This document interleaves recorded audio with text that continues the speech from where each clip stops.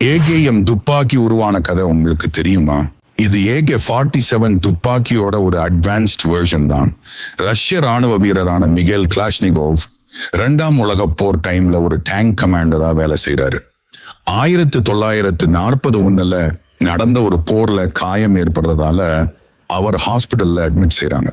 ஹாஸ்பிட்டல்ல இருக்கும்போது அவரோட சக வீரர்கள் கிட்ட அவங்க பயன்படுத்துற துப்பாக்கியை பத்தி கேட்டப்போ அதெல்லாம் பெரும்பாலும் நம்பகத்தன்மை இல்லாததாலையும் சிக்கலான டிசைன்ஸ் இருக்கிறதாலையும் யூஸ் பண்ண ரொம்ப கஷ்டமா இருக்குன்னு சொல்றாங்க. இதை கவனிக்கிற அவரு சிம்பிளான அதே சமயம் நம்பகமான துப்பாக்கியை உருவாக்கலாம்னு முடிவு செய்யறாரு.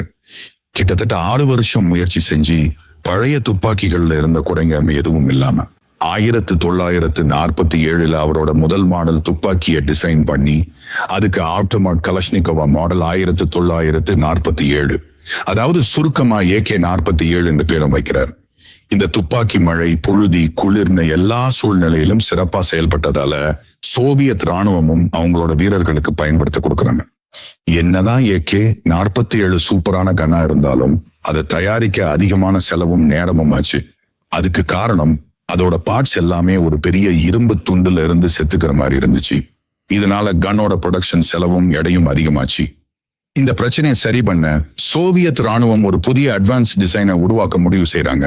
அதனால கிளாஷ்னிகோவ் திரும்ப களத்துல இறங்கி AK-47 விட வெயிட் கம்மியாவும் விலை கம்மியாவும் தயாரிக்கிற மாதிரி ஒரு புது டிசைனை உருவாக்கி 1959 உலகத்துக்கு அறிமுகப்படுத்துறாரு.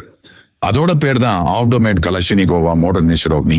அதாவது இப்ப நாம கேம்ல யூஸ் பண்ற AKM